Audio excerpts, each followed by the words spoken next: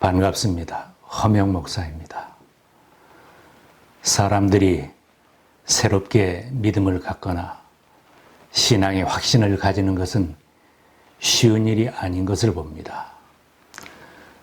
그러나 자신이 특별한 기적을 경험하거나 다른 사람들이 예수님을 영접하고 변화되는 표징을 보고 내 머리로 받아들이고 내 가슴으로 인정한 후에 믿음이 생기게 됩니다.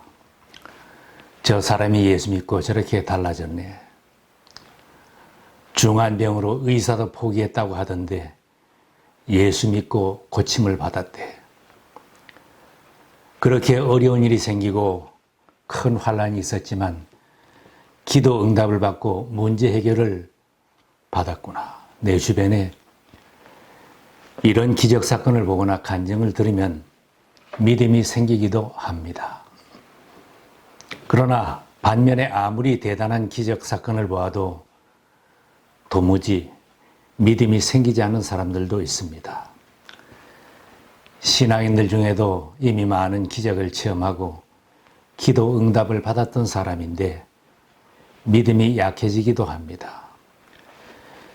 이스라엘 백성들도 이집트를 탈출하면서 많은 기적을 체험했는데도 하나님을 믿지 않았습니다. 하나님은 모세를 통하여 백성들을 책망하셨습니다. 여호와께서 모세에게 이르시되 이 백성이 어느 때까지 나를 멸시하겠느냐? 내가 그들 중에 많은 이적을 행하였으나 어느 때까지 나를 믿지 않겠느냐? 예수님은 우리가 의심 많은 인생들임을 아시고 이 세상에서 사역을 시작하시면서부터 놀라운 기적을 통하여 주님의 신성을 보여주시고 믿음을 가지게 하셨습니다. 요한을 비롯한 5명의 첫 번째 제자들을 부르신 직후에 예수님은 제자들과 함께 가나의 결혼식에 초청을 받았습니다. 결혼하는 사람이 누구인지 어떤 결혼식인지는 밝히지 않았으나 그 결혼식 도중에 당시에 잔치집의 필수품인 포도주가 떨어졌습니다. 아주 난처한 처지에 놓였습니다. 잔치를 잘했다는 소리를 듣기는 어려운 형편이 되었습니다. 포도주가 떨어지는 어려운 문제가 발생하자 결혼식에 참석한 예수님의 어머니가 그 문제를 예수님에게로 가져갔습니다. 저들에게 포도주가 없다. 어머니가 포도주가 떨어진 일에 돌출 행동을 하는 것을 보면 아마도 결혼식하는 집안과 친척 관계라고 추측되기도 합니다. 예수님은 의외의 대답을 하십니다. 여자여 나와 무슨 상관이 있나이까? 내 때가 아직 이르지 아니하였나이다. 이 말씀은 자신의 신성을 드러낼 때가 아직 아니라고 하십니다. 이런 대답에도 불구하고 어머니는 하인들에게 일렀습니다. 너희에게 무슨 말씀을 하시든지 그대로 하라. 그러자 예수님은 하인들에게 항아리에 물을 채우라고 하셨습니다. 하인들은 큰 항아리 6개에 물을 가득 채웠습니다. 예수님은 물을 채운 하인들에게 이제는 떠서 연회장에게 갖다 주라고 했습니다. 연회장이 물로 된 포도주를 맛보니 아주 좋은 포도주임을 확인했습니다. 연회장은 신랑을 불러서 누구든지 먼저 좋은 포도주를 내고 취한 후에 낮은 것을 내거늘 이렇게 좋은 포도주를 지금까지 남겨두었다고 칭찬을 했습니다. 함께한 제자들은 예수님이 제자로 부른 지 며칠 안 되는 사람들입니다. 그들은 예수님이 물을 포도주로 바꾼 첫 번째 표적을 체험하고 그 신성을 믿었다고 했습니다. 예수께서 이 첫 표적을 갈릴리 가나에서 행하여 그의 영광을 나타내심에 제자들이 그를 믿으니라. 기적의 포도주 사건 배경은 믿음에 좋은 사례입니다. 결혼식을 하는 집에 포도주가 떨어지는 어려운 문제가 생겼을 때 어머니는 좋은 조언을 하고 도왔습니다. 먼저 그 문제를 예수님에게로 가져갔습니다. 그의 능력을 아시며 그 문제를 해결할 줄 믿었기에 그에게 말씀하신 것입니다. 우리들이 살다 보면 당황스러운 일을 만날 때가 있습니다. 잔치와 같이 기쁜 일이 있을 때 갑자기 어려운 문제가 생겨 당황할 때가 있습니다. 일상생활 속에서도 당장 내 힘으로는 어찌할 바를 모르는 난관을 만나기도 합니다. 이런 경우에는 우리의 문제를 예수님에게로 가지고 가는 것이 지혜로운 해결책입니다. 물을 포도주로 바꾸는 능력의 주님께서 말씀하시는 대로 따르면 기쁜 결과를 얻을 수 있습니다. 모친 마리아는 하인들에게 너희에게 무슨 말씀을 하시든지 그대로 하라고 당부하였고, 하인들은 조언대로 예수님 말씀을 순종했기에 기적을 체험했습니다. 성경에 기록된 수많은 기적 사건은 예수님이 말씀하시고 그 말씀에 순종했을 때 체험했습니다. 예수님이 손 마른 사람을 고쳐주실 때에도 그 사람에게 내 손을 내밀라 하시니 내 밀매 그 손이 회복되었더라 했습니다. 맹인을 고쳐주실 때에도 진흙을 이겨 눈에 바른 후에 실로암 못에 가서 씻으라고 하셨습니다. 맹인이 못에 가서 씻고 밝은 눈으로 왔다고 했습니다. 이르시되 실로암 못에 가서 씻으라 하시니 이에 가서 씻고 밝은 눈으로 왔더라. 우리도 예수님께서 우리에게 무슨 말씀을 주시든지 무엇을 하라고 하시든지 그대로 시행하는 것이 중요합니다. 성경 말씀을 통하여, 설교 말씀을 통하여, 사람을 통하여, 어떤 사건을 통하여 주님이 나에게 주시는 말씀이라면 그대로 시행하는 것이 필요합니다. 주님 무슨 말씀을 주시든지 종이 듣겠나이다. 이런 자세가 기적을 체험하는 신앙이 될 것입니다. 주님은 특별한 것으로 큰 일을 하신 것이 아닙니다. 현재의 모습으로 시작하게 하셨고 현재 가지고 있는 것으로 능력을 베푸셨습니다. 좋은 포도주 통을 새로 사오게 하거나 대단한 그릇을 동원하신 것도 아닙니다. 집 앞에 놓여 있는 손발 씻는 물을 담아두는 돌 항아리 6개가 주님 앞에 쓰여졌습니다. 돌 항아리 같은 것도 주님께 드려지면 그것을 통하여 주님의 능력이 나타나고 귀한 일에 쓰십니다. 부족한 점이 많을지라도 지금 내 모습 이대로 나를 주님 앞에 드리면 우리들도 귀한 일에 쓰여질 수 있습니다. 하인들의 순종과 수고가 있었습니다.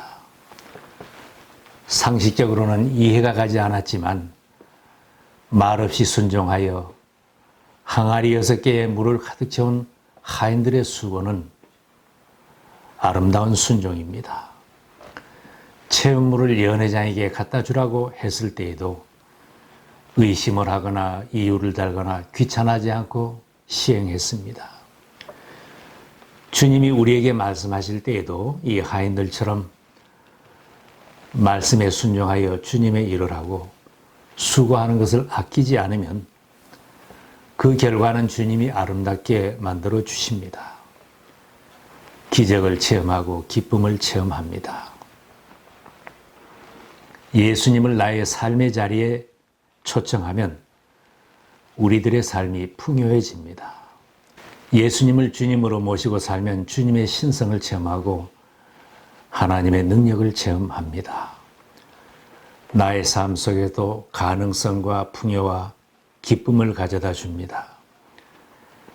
예수님이 내 집에 계시고 예수님이 내 일터에 계신다면 어려운 일이 생기고 낭패를 당할 때에도 그 문제를 먼저 예수님 앞으로 가지고 가면 됩니다.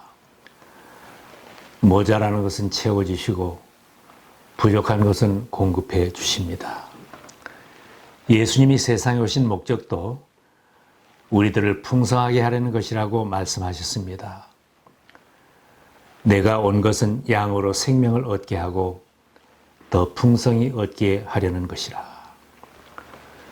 그 잔치집에 잠시는 부족함이 있어서 당황했지만 예수님이 계셨기에 결국은 모두가 풍요함을 체험했습니다. 좋은 포도주가 가득히 채워진 후에는 잔치집 주인과 신랑의 얼굴에는 웃음이 가득했을 것입니다. 내 가정에 부족한 것이 많아서 힘들고 직장이 힘들고 사업 경영이 힘들어서 얼굴을 펴지 못하고 지내야 할 형편이라면 어떻게 하면 될까요?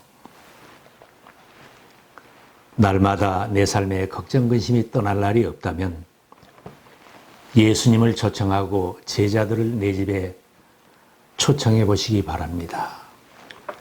주님이 가시는 곳에는 제자들이 동행했고 제자들이 가는 곳에는 주님도 함께 계십니다. 내가 읽은 성경 말씀과 설교 말씀을 주님의 말씀으로 적용하며 살고 내 집에 방문하시는 목사님의 말씀도 잘 받으면 새롭게 길이 열리는 것을 체험하게 됩니다. 세상에서 나의 능력으로만 살고 무엇인가 이뤄보려고 하면 사람들에게 칭찬을 받기보다는 비난을 받기가 쉽습니다. 잘했다, 성공했다는 칭찬을 듣기는 쉽지 않습니다. 그러나 내가 어디를 가든지 무슨 일을 하든지 예수님을 모시고 주님 말씀 들으며 사는 사람은 주님의 능력을 체험합니다. 주님의 능력을 힘입어 날이 갈수록 모든 것이 더 나아지고 사람들에게 칭찬받는 기쁨을 체험할 것입니다. 주님을 모시면 물이 좋은 포도주로 변하듯이 내 인생도 복된 인생으로 변화됩니다. 예수님을 모시고 예수님과 함께하는 매일의 삶은 옛날의 삶보다는 더 행복합니다. 별 맛이 없는 물이 마시는 포도주로 변한 것 같이 내 삶이 살맛 나는 인생으로 변화되었다면 이것은 기적입니다. 사도 바울의 말씀처럼 예수님을 영접한 이후의 삶은 새로운 인생을 체험합니다. 그런즉 누구든지 그리스도 안에 있으면 새로운 피조물이라. 이전 것은 지나갔으니 보라 새 것이 되었도다. 평소에는 얼굴을 펴지 못하고 힘들어하던 사람이었는데 주님을 영접한 후에는 웃음과 기쁨으로 가득 차 있습니다. 전에는 도망가고 싶다, 죽지 못해 산다, 그럭저럭 산다고 하던 사람도 이제는 환경은 그대로 있지만 내가 변화되니 염려하지 않고 기쁨이 가득한 인생을 살아갑니다. 그 입에서 나오는 말도 달라져 있습니다. 행복합니다. 감사합니다. 살맛 납니다. 보람이 있습니다. 부족함이 없습니다. 주님의 능력을 체험하며 점점 더 아름다운 삶으로 변화되어 갑니다. 찬송가에 이렇게 노래합니다. 주 예수 내 맘에 들어와 계신 후 변하여 새 사람 되고 내가 늘 바라던 참 빛을 찾음도 주 예수 내 맘에 오심. 물밀듯 내 맘에 기쁨이 넘침은 주 예수 내 맘에 오심. 예수님이 계신 자리는 기적을 체험하는 현장입니다. 잔치집 같은 기쁨이 있습니다. 요한복음에는 예수님은 성경에 기록되지 않은 다른 표적들도 많이 행하셨다고 기록합니다. 요한은 우리들이 잘 믿게 하려고 복음서에 예수님의 표적을 기록한 것입니다. 예수께서 제자들 앞에서 이 책에 기록되지 아니한 다른 표적도 많이 행하였으나 오직 이것을 기록함은 너희로 예수께서 하나님의 아들 그리스도이심을 믿게 하려 함이요 또 너희로 믿고 그 이름을 힘입어 생명을 얻게 하려 함이니라. 여러분의 가정에, 사업에, 마음에 무엇인가 부족함이 있어서 힘이 드십니까? 아직도 이루지 못한 일로 힘들어 하십니까? 먼저 예수님을 초청해 보시기 바랍니다. 그리고 그 힘든 문제를 예수님 앞으로 가져가 보세요. 주님, 나에게 이렇게 힘든 문제가 있습니다. 주님, 나에게 가슴 아픈 문제가 있습니다.